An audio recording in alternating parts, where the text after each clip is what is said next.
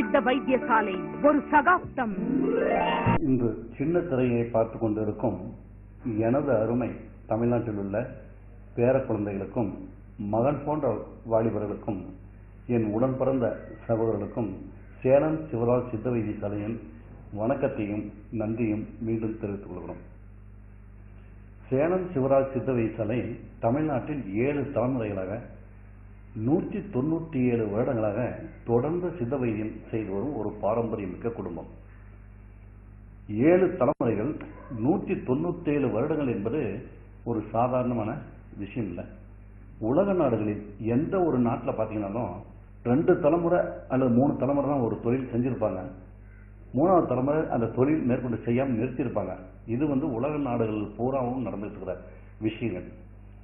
ஆனால் 18 சித்தர்களில் ஒரு சித்தர் வாழ்ந்த சித்தர் மலைக்கு அடிவாரத்தில் 18 சித்தர்களில் ஒரு சித்தர் வாழ்ந்த சித்தர் மலை அடிவாரத்தில் முத 200 வருடங்களுக்கு முன்னாடி இந்த சித்த வைத்திய தொழிலை ஞானிகளின் ஓலைச்சுவடியும் சித்தர்களுடைய ஓலைச்சுவடிகளும் ஆராய்ச்சி பண்ணி கைத்த இருந்ததுனால எனது முப்பாட்டனார் அவர்கள் இந்த தொழிலை முத ஆரம்பிச்சிருக்காங்க. அவருடைய ஒரே மகனான சுப்பிரமணிய வைத்தியர் அவர்களுக்கு இந்த தொழில் ரகசியங்கள் யாவுமே கற்றுக் கொடுத்து வந்திருக்கார். சுப்பிரமணிய வைத்தியர் அவர்கள் அவருடைய ஒரே மகன் ரத்ன வைத்தியர் அவர்களுக்கு இந்த தொழில் ரகசியங்கள் யாவுமே கற்றுக் கொடுத்து வந்திருக்கார். ரத்ன வைத்தியர் அவர்கள் அவருடைய ஒரே மகனான சிவராஜ் அவர்களுக்கு இந்த தொழில் ரகசியங்கள் யாவுமே கற்றுக் கொடுத்து வந்திருக்கார். சிவராஜ் அவர்கள் அவருடைய ஒரே மகனான சிவராஜ் சிவகுமார் ஆகிய எனக்கு இந்த தொழில் ரகசியங்களை யாவுமே கற்றுக் கொடுத்து வந்திருக்கார். நான் எனது முப்பாட்டனார் பாட்டனார் தகப்பனார்கிட்ட இருந்து கற்று வந்த விஷயங்கள் யாவுமே என்னுடைய மகன் சிவராஜ் சஞ்சய்க்கும் சஞ்சயினுடைய ஒரே மகன் சிவராஜ் சிபிக்கும் இந்த தொழில் ரகசியங்களை யாவுமே கற்றுக் கொடுத்து வந்திருந்தாலும் என் மனதில் இருக்க ஆதங்கங்கள்லாம் என்ன அப்படின்னாக்க, நான் பிறந்து வளர்ந்த இந்த தமிழ்நாட்டில் என்னுடைய பேர குழந்தைகளுக்கும் மகன் போன்ற வாலிபர்களுக்கும் இந்த தொழில் ரகசியங்களை சொல்லி வரணும் அப்படிங்கிற ஆதங்கத்தில் தான் இந்த நிகழ்ச்சியை அதிகபட்சமாக நான் சொல்லி வந்துட்டு இருக்கேன். என்ன காரணம்னாக்க, இந்த தொழில் ரகசியங்கள் இப்போ நான் சொல்லிக்கிட்டு இருக்கிற தொழில் ரகசியங்கள் மூலிகை ரகசியங்கள் தமிழ்நாட்டில் பார்த்தீங்கன்னாக்க ஒவ்வொரு பாரம்பரியமிக்க சித்த வைத்தியர்கள் இருக்கிற மூலிகை ரகசியங்கள் அவங்க குடும்ப வாரிசை தவிர வேறு யாருக்குமே இது சொல்லித் தரவே மாட்டாங்க. அவங்க குடும்பத்தில் இருக்கிற வாரிசுக்கு மட்டும்தான் அந்த தொழில் ரகசியங்களை கற்றுக் கொடுப்பாங்களே ஒழிய வேறு யாருக்குமே சொல்லி தந்த சரித்திரமே கிடையாது. ஆனால் நான் எனது பேர குழந்தைகளுக்கும் தமிழ்நாட்டில் உள்ள எனது பேர குழந்தைகளுக்கும் மகன் போன்ற வாலிபர்களுக்கும் சொல்லி வரணுங்கிற ஆதங்கத்தில் தான் இந்த நிகழ்ச்சியை அதிகபட்சமாக நான் சொல்லி வந்துட்டு இருக்கிறேன். என்ன காரணம் அப்படின்னு பார்த்தீங்கன்னாக்க, இப்போ முத்துலிங்க சுவாமி அவர்கள் இருந்தார், சுப்பிரமணிய வைத்தியர் அவர்கள் இருந்தார், அதுக்கு அடுத்தது பார்த்தீங்கன்னா ரத்ன வைத்தியர் இருந்தார், அதுக்கு அடுத்து சிவராஜ் வைத்தியர்கள் இருந்தார். இந்த 4 பேருமே நம்மகிட்ட இல்லை அப்படிங்கும்போது அவங்ககிட்ட இருந்த மூலிகை ரகசியங்கள் எவ்வளவு விதமான மூலிகை ரகசியங்கள் செய்முறை விளக்கங்கள்லாம் மண்ணோட மண்ணா போச்சு இல்லையா? அப்படிங்கும்போது அந்த தொழில் ரகசியங்கள் அதே மாதிரி நாளைக்கு நான் இல்லை அப்படின்னாலும் இந்த தொழில் ரகசியங்கள் என்னதான் என் மகனும் பேர பையனும் கத்திருந்தாலும் நான் தமிழ்நாட்டில் உள்ள எனது பேர குழந்தைகளுக்கும் மகன் போன்ற வாலிபர்களுக்கும் சொல்லி வரணுங்கிற ஆதங்கத்தில் தான் இந்த நிகழ்ச்சி அதிகபட்சமான சொல்லி வந்துட்டு இருக்கேன். இதில் முதல் எனது தகப்பனால் ஆரம்பிக்கும் போது பார்த்தீங்கன்னாக்க 32 விதமான வியாதிகளுக்கு இந்த சிகிச்சை பண்ணி வந்துட்டு இருந்தோம். எப்படின்னா ஆஸ்மா, குடல் புண், மூல வியாதி, சர்ம வியாதி மற்றும் மூட்டு வலி, அதாவது வாயு சம்பந்தப்பட்ட பிரச்சனை எதுவாக இருந்தாலும் சகல விதமான வியாதிகளுக்கும் சிகிச்சை பண்ணிட்டு இருந்த அந்த காலத்தை திடீர்னு ஒரே ஒரு நாள் ஒரு சின்ன திரையில ஒரு ஆங்கில மருத்துவர் ஒரு பெண்ணை உட்கார வச்சுக்கிட்டு அந்த பெண் கேள்வி கேட்கும்போது அந்த பெண் கேள்வி கேட்கறதுக்கு உண்டான பதில் அந்த மருத்துவர் சொல்லிட்டு இருக்கும்போது அதில் அவங்க என்ன கேள்வி கேட்டாங்க அப்படின்னாக்க, அந்த பெண் அவங்களும் ஒரு மருத்துவர் நினைக்கிறேன், அவங்க கேள்வி கேட்கும்போது அது லெட்டரை படிச்சுட்டு கேட்குறாங்க, பொதுஜனங்க எழுதுகிற லெட்டர்னு வச்சுட்டு அவங்க கேட்குறாங்க. அது எப்படிங்கிறது நமக்கு தெரியல. கைப்பழக்கத்தில் செய்கிறது தவறா இல்லையா அப்படின்னு சொல்லி அந்த பெண் படிச்சுட்டு கைப்பழக்கத்தில் செய்கிறது தவறா இல்லையா அப்படின்னு ஒருத்தர் கேள்வி கேட்குறாருங்க. இந்த லெட்டர் எழுதியிருக்காருன்னு அந்த பொண்ணு கேட்குது. அதுக்கு அந்த மருத்துவர் சொல்கிறார், கைப்பழக்கத்தில் செய்கிறது தவறே கிடையாது. ஒரு நாளைக்கு நீ 2 முறையும் தவறு செய்யலாம், 3 முறையும் தவறு செய்யலாம். உன் உடம்புல அபரிதமான உற்பத்தி ஆகிட்டு இருக்கிறதுனால தான் அந்த மாதிரி சக்தி வெளியாகிட்டு இருக்கு. அதனால நீ 1 முறை 2 முறை செய்யறதுனால தவறு கிடையாது, எத்தனை முறை செஞ்சாலும் பாதிப்பும் கிடையாது அப்படின்னு சொல்லி சொல்றாரு. அந்த நிகழ்ச்சியை பார்த்துட்டு இருந்த உடனே எனக்கு ஒரு நாள் திடீர்னு ரொம்ப மனசுக்குள்ள பெரிய வேதனை வருத்தம், அதான் இன்னும் வருத்தமே கிடையாது, அந்த அளவுக்கு வருத்தம் வந்துருச்சு அந்த நிகழ்ச்சி பார்த்த உடனே. என்னடா ஒரு நாளைக்கு 2 முறை செய்யலாம் 3 முறை செய்யலாம்னு சொல்லி சொல்றாரு, இப்போ எத்தனை முறை செஞ்சாலும் தப்பு இல்லையே அப்படின்னு சொல்லி சொல்றாரு. அப்படின்னாக்கா அதுக்கு அவரு பின்னாடி விளக்கன்னு என்ன சொல்லி சொல்றாரு அப்படின்னா, வாயின்னு இருந்தா எச்சி இருக்கத்தானே செய்யும், வாயின்னு இருந்தா எச்சி வரத்தானே செய்யும், மேகம்னு இருந்தா மழை பொழியத்தானே செய்யுது இல்லையா? அந்த மாதிரி உன் உடம்புல இந்திரிய உற்பத்திங்கிறது மானிட ஜென்மத்துக்கு அதிகமாக உற்பத்தி ஆகிட்டு இருக்குது. அது உனக்கு வந்து எஸ்பெசிஃபிக்காக உனக்கு அதிகமாக உற்பத்தி ஆகிட்டு இருக்கு. எத்தனை ஒரு வேணுமான்னு தவறு செய், நான் பார்த்துக்கிறேன் அப்படின்னு சொல்லி சொல்றாரு. அது கேட்ட உடனே அடுத்த நாள் எனக்கு வந்து பெரிய சிந்தனை இல்லை. அன்னைக்கு இரவு பூரா ரொம்ப சிந்தனை, ரொம்ப என்ன செய்யறது அப்படிங்கிறது தெரியல. என்ன காரணம் அப்படின்னா, இன்னைக்கு செல்போன் வந்து அதிகமாக வந்ததுனாலையும் இந்த இன்டர்நெட் நிகழ்ச்சியெல்லாம் அதிகமாக வந்ததுனால இன்னைக்கு வாலிபர்கள் எப்படி கெட்டு போய் தன்னுடைய வாழ்க்கையெல்லாம் அழிச்சு வீணாகிட்டு வராங்க அப்படிங்கிறத பார்க்கும்போது மனசுக்கு ரொம்ப வேதனை, ரொம்ப வருத்தம் பட்டதுனால தான் இந்த நிகழ்ச்சி வந்து நான் அதிகபட்சமாக சொல்லி வரணும் அப்படிங்கிறதுக்காக இந்த நிகழ்ச்சி சொல்றேன். என்ன காரணம் அப்படின்னாக்க, இந்த மூலிகை நிகழ்ச்சிகள் இன்னைக்கு 13 வயசுல இருந்து இந்த சின்ன திரையை பார்த்துட்டு இருக்கீங்க இல்லையா தம்பி, உங்களை தான் கேட்கறேன் நான். இந்த சின்ன திரையை பார்த்துட்டு இருக்கீங்கல்ல, புரியுதா இல்லையா? இந்த சின்ன திரையை பார்த்துட்டு இருக்கீங்கல்ல, உங்க அவ்வளவு பேர் யார் பார்த்துட்டு இருக்கீங்க, எத்தனை ஆயிரம் பேர் பார்த்துட்டு இருக்கீங்கல்ல. இந்த சின்ன திரையை பார்த்துட்டு இருக்கிற எனது பேர பசங்களா இருந்தாலும் சரி, மகன் போன்ற வாலிபர்களாக இருந்தாலும் சரி, என் உடன் பிறந்த சகோதரர்கள் எவ்வளவு பேர் பார்த்துட்டு இருக்கீங்க இல்லையா? இது எல்லாமே உங்களுக்கு வந்து நான் சொல்றது வந்து உங்களுக்கு அறுவடத்தக்க விஷயமோ பெரிய பாதிப்பை உண்டு பண்றதோ கிடையாது. உங்களுக்கு இது ஒரு சின்ன ஒரு படிப்பினை, அதாவது சின்ன குச்சி இருந்தாலும் பல்கொத்த உதவுன்னு சொல்றாங்கன்னா அந்த மாதிரி இது ஒரு படிப்பினை அமையும் அப்படிங்கிறதுக்காக தான் இந்த நிகழ்ச்சி சொல்றேன். அதனால தயவுசெய்து எனக்காக ஒரு 5 நிமிஷம் இந்த சேனலை மாற்றாம தயவுசெய்து பாருங்க. இது வந்து உங்களுக்கு ஒரு பெரிய படிப்பனையா வாழ்க்கைக்கு அமையும் அப்படிங்கிறதுனால தான் இந்த நிகழ்ச்சி வந்து அதிகபட்சமா நான் சொல்லி வந்துட்டு இருக்கிறேன். நீங்கள் தொடர்பு கொள்ள வேண்டிய முகவரி சேலம் சிவராஜ் சித்த வைத்தியசாலை, அண்ணா பூங்கா பின்புறம், தமிழ்ச்சங்கம் ரோடு வழியாக, Rajaram Nagar, Salem 7. Phone 2419-782 and 2419-783. Fax 2416-831.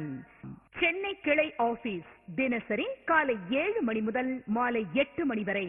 புதிய எண் 10-4, வீரபத்ரன் தெரு, வள்ளுவர் கோட்டம் அருகில், VIP கேட்டின் எதிரில், நுங்கம்பாக்கம், சென்னை 34. Phone 2823-6780 and 2823-0072. ஈரோடு கிளை ஆபீஸில் தினசரி காலை 8 மணி முதல் மாலை 7 மணி வரை. சிவராஜ் சித்த வைத்தியசாலை, பெருந்துறை ரோட், செந்தில் நரம்பியல் எதிரில், கோவை மெடிக்கல் ரோடு வழியாக, 36, Gandhi Nagar, water tank road. Phone 2259-332. ஏன்னா இன்னைக்கு தமிழ்நாட்டில் பாத்தீங்கன்னா 13 வயசுல இருந்து உற்பத்தி ஆகிற இந்திரிக்கு வந்து 25 வயசு வரலன்னா உற்பத்தி ஆகிறது வந்து நிக்குது. அந்த 13 வயசுல உற்பத்தி ஆகிறது 25 வயசு வரலும் வருது. அந்த 25 வயசுக்கு மேல வரும்போது தான் அவனுக்கு வந்து 35 வயசு, 45 வயசு, 55 வயசு, 65 வயசு இதுக்கெல்லாம் கை கொடுக்குற அளவுக்கு உடம்பு வந்து தெம்பா உற்சாகமா காட்டி நல்ல முறையில் வளர்த்தி உன்னை கொண்டுட்டு வந்து வச்சுக்கிட்டு இருக்கு.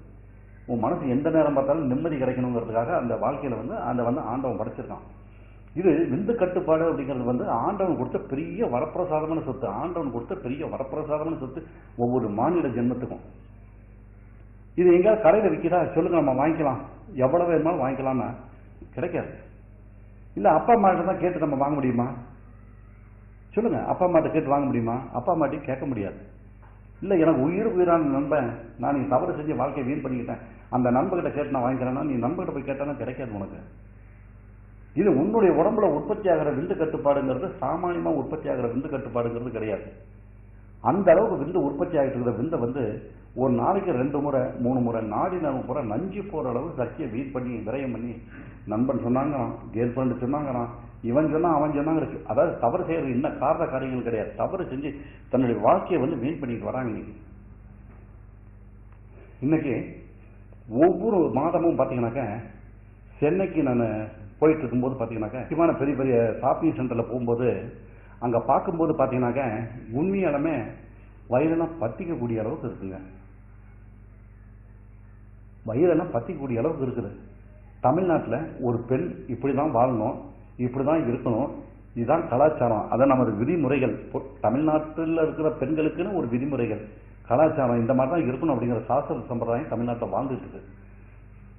ஆனா அந்த இடத்துல போய் பார்க்கும்போது பார்த்தீங்கன்னா சின்ன வயசு பிள்ளைங்களும் பசங்களும் பார்க்கும்போது உண்மையாலுமே தமிழ்நாட்டு ஏண்டா பிறந்தோம், ஏண்டா வளர்ந்தோம், ஏண்டா ஆளாயிட்டு இருக்குமே அப்படின்னு சொல்லிட்டு படுற வேதனைக்கு அளவே இல்லாத அளவுக்கு போயிட்டு இருக்கு. முன்னெல்லாம் எப்படி இருந்தது பார்த்தீங்களா தமிழ்நாடு? 40 வருஷத்துக்கு முன்னாடி இருந்த தமிழ்நாட்டில் சத்தியம் இருந்தது, தர்மம் இருந்தது, நியாயம் இருந்தது, கட்டுப்பாடு இருந்தது. பெரியவங்களை மதிக்கிற தன்மைகள் பார்த்தீங்கன்னா அளவுக்கு அதிகமாக இருக்கும். பெரியவங்களை மதிக்கிற தன்மைகள் அளவுக்கு அதிகமாக தமிழ்நாட்டில் இருந்த காலங்கள்லாம் போய் இன்னைக்கு தமிழ்நாட்டில் ஏண்டா பிறந்தேன், ஏண்டா வளர்ந்தோம் அப்படிங்கிற மாதிரி சத்தியமும் கிடையாது, தர்மமும் கிடையாது, நியாயமும் கிடையாது, கட்டுப்பாடும் கிடையாது. எல்லாத்தோட பெருசு பார்த்தீங்கன்னா பெரியவர்களை மதிக்கிற தன்மைகள் அறவே தமிழ்நாட்டில் குட்டி சிவராய் போய் சின்ன பண்ணம் ஆகி போச்சு இன்னைக்கு. அதனால எப்படி வேணுமாலும் வாழலாம் அப்படிங்கிற முறை இன்னைக்கு வந்துருச்சு. அதனால நான் அந்த சேலம் சிவராஜ் சித்த வைத்தியசாலையை சேர்ந்த சிவராஜ் சிவகுமார் மட்டும் திருத்தணும் அப்படின்னாக்கா நிச்சயமா என்னால் முடியவே முடியாது. என்ன காரணம் அப்படின்னாக்கா இந்த நிகழ்ச்சி நான் சொல்லிட்டு நிகழ்ச்சியில் பார்த்தீங்கன்னா இந்த பலகீனத்தினால என்னென்னலாம் பாதிப்பு உண்டு பண்ணுது, உங்க வாழ்க்கை எந்த அளவுக்குலாம் வீணாகுது, அதனால ஒரு குடும்பம் எந்த அளவுக்குலாம் சின்ன பணம் ஆகுதுங்கிறத ஒவ்வொரு நிகழ்ச்சியுமே நான் சொல்லி வந்துட்டு இருக்கேன். அந்த மாதிரி சொல்லிட்டு வந்துட்டு இருக்கிற நிகழ்ச்சியில் பார்த்தீங்கன்னாக்கா இந்த பலகீனத்துக்கு அதிக முக்கியத்துவம் கொடுக்குற ஒரே ஒரு காரணம் என்னன்னாக்கா இந்த பலகீனத்தால பாதிக்கப்படுறவங்க பார்த்தீங்கன்னாக்கா முதல்ல ஒரே ஒரு பையன் தெரிஞ்சோ தெரியாமல தவறு செஞ்சு பாதிக்கப்படுறான். எப்படி பாதிக்கப்படுறான்? முதல்ல கைப்பழக்கத்தால் தவறு செய்யும் போது அந்த ஒரே ஒரு பையன் தவறு செஞ்சு பாதிக்கப்பட்டு ஆன்மத்தன்மை இழந்து வந்துட்டு இருக்கும்போது அந்த பையன் பார்த்தீங்கன்னாக்கா பருவ வயசு அடையும் போது அவங்க அப்பா அம்மா என்ன சொல்லுவாங்க, என் பையன் தங்கமானவன், என் பையன் உத்தமன், என் பையன் தப்பே செய்யாதவன், தவறு என்னன்னு தெரியாது அப்படின்னு சொல்லிட்டு அந்த பையனுக்கு பொண்ணு பார்க்க ஆரம்பிப்பாங்க. என்ன காரணம் அப்படின்னா ஒவ்வொரு பசங்களை பார்க்கும்போதும் அப்படி கண்கொள்ளா காட்சியா இருப்பாருங்க. அப்படியே பார்க்கும் போதே அழகு சிந்துற அளவுக்கு அப்படி சும்மா தலை தக்காளி பழம் இருக்கிற மாதிரி இருப்பாருங்க. உயரம் பாருங்க, அற்புதமான உயரத்தில் இருப்பாருங்க. நல்ல விரிஞ்ச மார்பகம், அங்க அவைகள்ல எந்த விதமான குறையும் இருக்காது. ஆனா ஒவ்வொரு பசங்களும் நண்பன் சொன்னான், கேர்ள் ஃபிரெண்ட் சொன்னான், அவன் சொன்னான், இவன் சொன்னான்னு சொல்லிட்டு சக்தியை அழிக்கிறாருங்க பாரு. படிக்கிற பசங்களும் சரி, கை நாட்டு போடுற பசங்களும் சரி, சக்தியை அதிகபட்சமா வீணாக்கி வராங்க. அப்படிங்கிறது நான் சொல்ற நிகழ்ச்சியே கிடையாது. ஏன்னா பாதிக்கப்பட்டவங்க என்கிட்ட சொல்லிட்டு அழுவும் போது படுற வேதனை, வருத்தம், அவனுங்க பண்ணும்போது ஐயோ தாத்தா இந்த மாதிரி ஆயிட்டுனே, தாத்தா இந்த மாதிரி தப்பு பண்ணிட்டேன், தாத்தா இத்தனை வருஷமா தப்பு பண்ணிட்டேன், தாத்தா எனக்கு எப்படியாவது காப்பாற்றி பழைய ஸ்டேஜ் கொடுத்தாரு. என்னால வீட்லயும் சொல்ல முடியல, அப்பாட்டையும் சொல்ல முடியல, அம்மாட்டையும் சொல்ல முடியல, யாருக்குமே சொல்ல முடியல, தாத்தா தாத்தா தாத்தா தாத்தா தாத்தான்னு அழுன்னு அழுகுறானுங்க.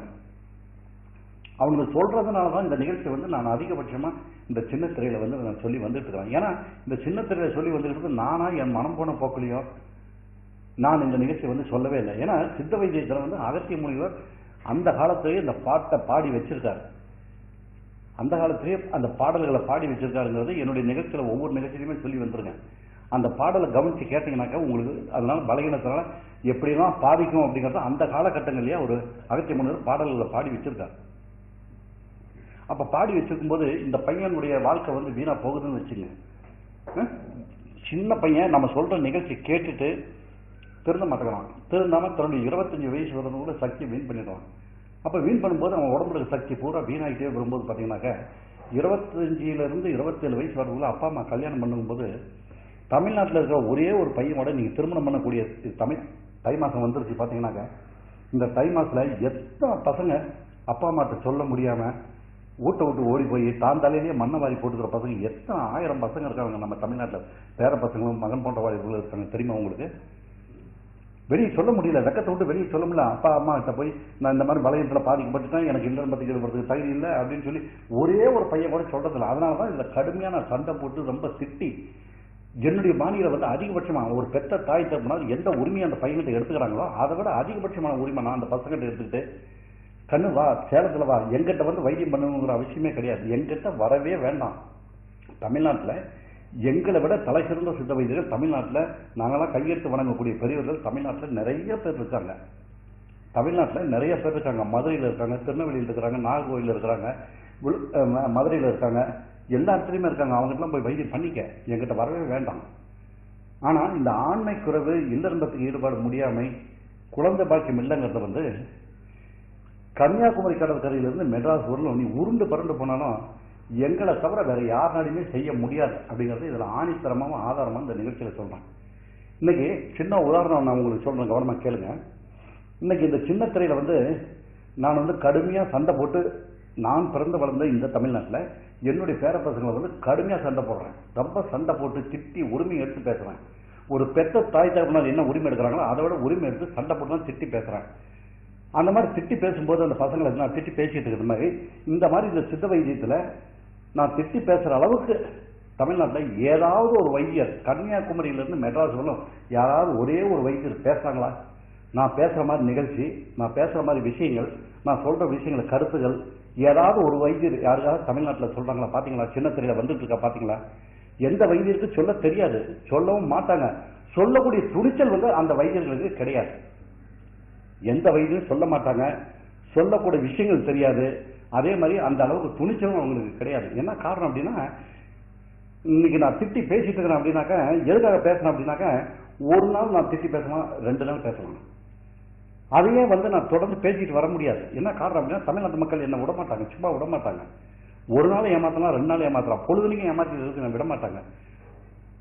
ஏன்னா இந்த மூலிகை ரகசியங்கள் இருக்க, இப்ப ஒரு துப்பாக்கில வந்து குண்டு போட்டு எய்ம் பண்ணி ஒரு ஆள் வந்து ஷூட் பண்றான் அப்படின்னாக்க, திறமையானவன் ஷூட் பண்ணும்போது பாத்தீங்கன்னா அந்த இலக்க போய் அந்த குண்டு தாக்குது.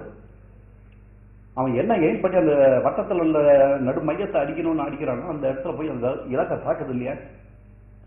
அந்த மாதிரி இந்த மருந்துல வந்து மூலிகை ரகசியங்கள் எங்க பாட்டனார் காலத்துல இருந்து கத்து அவ்வளவு மூலிகை ரகசியங்கள் எங்க இருக்கிறதுனால, ஒரு பையனை வந்து ஆன்மத்தன்மை இழந்த இல்லறம்பத்துக்கு ஈடுபட முடியாம இருக்கிற பையனை, திருமணமே பண்ண முடியாது அப்படிங்கிற ஸ்டேஜில் இருக்கிற பையனை வந்து அழகா அற்புதமா குணப்படுத்தி அந்த பையனை நல்ல முறையில உடம்பு திடகாத்திரமா கொண்டுட்டு வந்து குறைந்தது 6 மாதம் 9 மாதம் 12 மாதம் மருந்து சாப்பிட வச்சு அவனை நல்ல முறையில் கொண்டுட்டு வந்து அவனை மனவரையில உட்கார வச்சு கல்யாணம் கட்டிட்டு குழந்தை குட்டி பெற்றுட்டு 100 ஆண்டு வாழ வைக்க எங்களால முடியும். அப்படிங்கிறதுனால தான் இந்த இதுல வந்து அதிகபட்ச உரிமை எடுத்து நாங்கள் டிவியில பேசிட்டு வந்துட்டு இருக்கோம் சின்ன திரையில.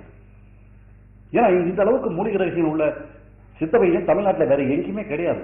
இவ்வளவு பாரம்பரியம் மிக்க மூலிகை ரகசியங்கள், இவ்வளவு விவரங்கள் தெரிஞ்ச மூலிகை ரகசியங்கள் இருக்கிறதுனால தான் எங்களால அந்த அளவுக்கு பேசி, அந்த அளவுக்கு சொல்லி, அந்த அளவுக்கு செயல்பட்டு உங்களை எல்லாம் சந்தோஷப்படுத்தி கொடுத்துட்டு வந்துட்டு இருக்கிறாங்க. அப்படின்னாக்க அந்த மூலிகை ரகசியங்கள் தெரிஞ்ச ஒரே விஷயத்தினால தான் நான் என்னால் செஞ்சு கொடுக்க முடியுது. ஏன்னா அவ்வளவு மூலிகை ரகசியம், பாரம்பரிய மூலிகை ரகசியங்கள் இருக்கு. அது ஒரு சிலர் என்ன சொல்றாங்க, இது ஆங்கில மருத்துவத்தில் நான் எவ்வளவு பணத்தை செலவு பண்ணாலும் பண்ணிக்குவேன் அப்படின்னு சொல்லி சொல்றாங்க. இது ஆங்கில மருத்துவத்துல இன்னும் 100 வருஷம் விஞ்ஞான வளர்ச்சி அடைஞ்சாலும் இந்த பலகீனம், இல்லறம்பத்துக்கு ஈடுபாடு முடியாமை, இந்த குழந்தை பாக்கியம் இல்லை அப்படிங்கிறது வந்து இந்த சித்த வைத்தியத்தில் இந்த அணுக்கள் உற்பத்தி பண்றது, பலகீனத்தை குணப்படுத்துறது, இதெல்லாம் சித்த வைத்தியத்தோட வேற எந்த வைத்தியத்திலும் பண்ண முடியாது. சித்த வைத்தியத்துல மட்டும்தான் பண்ண முடியுமே ஒழிய இன்னும் 100 வருஷம் விஞ்ஞான வளர்ச்சி அடைஞ்சாலும் ஆங்கில மருத்துவத்தில் பண்ணவே முடியாது அப்படிங்கிறத இந்த நேரத்தில் நீங்க நல்லா தெரிஞ்சுக்கணும். ஏன்னா இந்த பலகீனம் சம்பந்தப்பட்டது மட்டும் ஒரு பையன் வாய் விட்டு சிரிக்கலாம் அப்படின்னு வச்சுங்க. ஏன்னா இது 6 பேர் சம்பந்தப்பட்ட வாழ்க்கை. ஏன்னா பலகீனத்தில் பாதிக்கப்படும் போது ஒரு பையன் பாதிக்கிறான்னா அந்த பையனோட வாழ்க்கை வீணாகல, அந்த பையனுக்கு கல்யாணம் பண்ணிக்கிற பொண்ணுடைய வாழ்க்கையும் வீணா போகுது. அடுத்தது அந்த பெண்ணை பெற்ற தாய் தகப்பனார் 2 பேர்த்தினுடைய வாழ்க்கை வீணாகுது. அடுத்தது அந்த பையனுடைய தாய் தகப்பனார் வாழ்க்கை வீணாகுது. 6 பேர்த்தினுடைய வாழ்க்கை வீணாகுது. அதனால இந்த சின்ன திரையை பார்த்துட்டு இருக்கிற எனது அருமை பேர குழந்தைகளும் மகன் போன்ற வாலிபர்களும் இந்த பலகீனம் சம்பந்தப்பட்டதுக்கு 2 நாள்ல குணப்படுத்தி கொடுக்குறேன், 15 நாள்ல குணப்படுத்தி கொடுக்குறேன், சாப்பிடும் போதே பண்ணி கொடுக்குறேன், நாங்கள் 100 வைத்தியர் வந்து சேர்ந்து நாங்கள் வைத்திய தொழில் பண்ணிட்டு இருக்கிறோம், நீங்க வந்தீங்கன்னா நான் உங்களுக்கு நல்ல முறையில் பண்ணி கொடுக்குறேன் அப்படின்னு யார் சொன்னாலும் மந்திரத்துல பாங்கா பறிச்சு கொடுக்குறேன் அப்படின்னா நம்பாதீங்க. ஏன்னா இது வந்து உச்சந்தலையிலிருந்து கால் அடிபாகம் உள்ள நாடி நரம்பு பூரா 4448 நாடி நரம்புகள் சீரா வலுவேற்படும் போதுதான் உங்களுக்கு விந்து கட்டுப்பாடுங்கிறது படிப்படியா நீட்டு போன சக்தி பூரா வெளிப்படுத்தி புதுசா உற்பத்தி ஆகிறது பூரா திக்னஸ் படுத்தி நாடி நரம்பு பூரா வலுவேற்படுறதுக்கு குறைந்தது 6லிருந்து 9லிருந்து 12 மாதங்கள் ஆகும். இதை வந்து சேலம் சிவராஜ் சித்த வைத்தியசாலை தவிர தமிழ்நாட்டில் வேற எந்த வைத்தியசாலையினாலையும் பண்ணி கொடுக்க முடியாது அப்படிங்கிறத ஆணித்தரமா ஆதாரமா இந்த நிகழ்ச்சியில சொல்றேன். அதனால 2 மாசத்துல குணப்படுத்துறேன், 1 மாசத்துல குணப்படுத்துறேன், 15 நாள் குணப்படுத்துறேன் போய் ஏமாந்து உங்க வாழ்க்கையை வீணாக்கிக்க வேண்டாம் அப்படிங்கிற எச்சரிக்கையா இந்த நிகழ்ச்சியில நான் சொல்லிக்கிறேன். மீண்டும் நன்றியும் வணக்கத்தையும் தெரிவித்துக் கொள்கிறோம். டாக்டர் அவர்கள் கீழ்கண்ட இடங்களுக்கு மருத்துவ முகாம் வருகிறார். திருச்சியில் 1ஆம் தேதியும் 9ஆம் தேதியும் காலை 6 மணி முதல் மாலை 5 மணி வரை ஹோட்டல் ஆஸ்பி ஜங்ஷன் ரோட் திருவள்ளுவர் பஸ் நிலையம். தஞ்சையில் 2ஆம் தேதி காலை 6 மணி முதல் 12 மணி வரை அசோக் லாட்ஜ் அப்ரஹாம் பண்டிதர் ரோட் சாந்தி தியேட்டர் ரோடு. கும்பகோணத்தில் 2ஆம் தேதி மதியம் 2 மணி முதல் 5 மணி வரை ஹோட்டல் அனுஷ் ஜான் செல்வராஜ் நகர் புதிய பஸ் நிலையம் அருகில். விழுப்புரத்தில் 3ஆம் தேதி காலை 6 மணி முதல் மதியம் 12 மணி வரை ஹோட்டல் ஆதித்யா புதிய பஸ் நிலையம் எதிரில் ஆப்போசிட் தேர் விநாயகர் கோவில் KK நகர். கள்ளக்குறிச்சியில் 3ஆம் தேதி மதியம் 2 மணி முதல் மாலை 4 மணி வரை AKT லாட்ஜ். வேலூரில் 11ஆம் தேதி காலை 6 மணி முதல் மதியம் 12 மணி வரை ஹோட்டல் ரெங்கா லாட்ஜிங் ஹவுஸ் 3 தென்னை மரம் தெரு. கோவையில் 13ஆம் தேதியும் 26ஆம் தேதியும் காலை 6 மணி முதல் மாலை 5 மணி வரை ஸ்ரீ லக்ஷ்மி லாட்ஜ் சுரேஷ் மஹால் எதிரில் ராஜு வீதி. திருப்பூரில் 1ஆம் தேதியும் 14ஆம் தேதியும் காலை 6 மணி முதல் மதியம் 12 மணி வரை SAP residency 111 municipal office road. ஓசூரில் 16ஆம் தேதி காலை 6 மணி முதல் மாலை 5 மணி வரை சீனிவாசா லாட்ஜ் பாகலூர் ரோடு. நெல்லையில் 3 மற்றும் 23ஆம் தேதி காலை 6 மணி முதல் மாலை 5 மணி வரை பரணி லாட்ஜ் பஸ் நிலையம் அருகில் மதுரை ரோடு.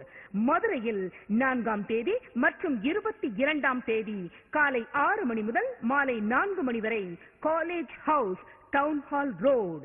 நாகர்கோயிலில் 2ஆம் தேதி காலை 6 மணி முதல் மாலை 5 மணி வரை பயனியர் பாரடைஸ் டவர் ஜங்ஷன் மணிமேடை.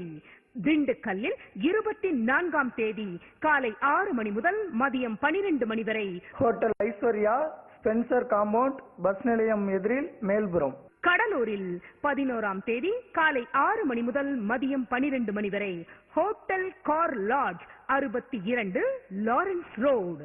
சிதம்பரத்தில் 11ஆம் தேதி மதியம் 2 மணி முதல் மாலை 5 மணி வரை MAT லாட்ஜ் 24 SP கோயில். மாயவரத்தில் 12ஆம் தேதி காலை 6 மணி முதல் மதியம் 12 மணி வரை பிரின்ஸ் டவர் பஸ் நிலையம் அருகில். நாகப்பட்டினத்தில் 12ஆம் தேதி மதியம் 2 மணி முதல் மாலை 5 மணி வரை பூம்புகார் லாட்ஜ் புதிய பஸ் நிலையம் அருகில். மன்னார்குடியில் 13ஆம் தேதி காலை 6 மணி முதல் மதியம் 12 மணி வரை ஹோட்டல் காவேரி லாட்ஜ் புதிய பஸ் நிலையம் அருகில். புதுக்கோட்டையில் 13ஆம் தேதி மதியம் 2 மணி முதல் மாலை 5 மணி வரை ஹோட்டல் ராயல் பார்க் புதிய பஸ் நிலையம் எதிரில். கரூரில் 14ஆம் தேதி காலை 6 மணி முதல் மதியம் 12 மணி வரை ஆர்த்தி ஹோட்டல் தின்னப்பா தியேட்டர் அருகில் பஸ் நிலையம் அருகில். கிருஷ்ணகிரியில் 20ஆம் தேதி காலை 6 மணி முதல் மதியம் 12 மணி வரை PGM lodge PGM plaza 23 Bangalore road. திருப்பத்தூரில் 20ஆம் தேதி மதியம் 2 மணி முதல் மாலை 5 மணி வரை சுந்தர் லாட்ஜ் 35 கிருஷ்ணகிரி ரோட் வேலூர் மாவட்டம். ஆரணி 21ஆம் தேதி காலை 6 மணி முதல் மதியம் 12 மணி வரை கன்யா லாட்ஜ் பெரிய கடை வீதி. திருவண்ணாமலையில் 21ஆம் தேதி மதியம் 2 மணி முதல் மாலை 5 மணி வரை ராதா லாட்ஜ் 94 சின்னக்கடை தெரு. பொள்ளாச்சியில் 27ஆம் தேதி காலை 6 மணி முதல் மதியம் 12 மணி வரை சக்தி ஹோட்டல் 144 கோவை ரோடு. மேட்டுப்பாளையத்தில் 27ஆம் தேதி மதியம் 2 மணி முதல் மாலை 5 மணி வரை hotel Kaveri KGC complex main road. விடுமுறை மற்றும் பண்டிகை நாட்களிலும் மருத்துவ முகாம் உண்டு.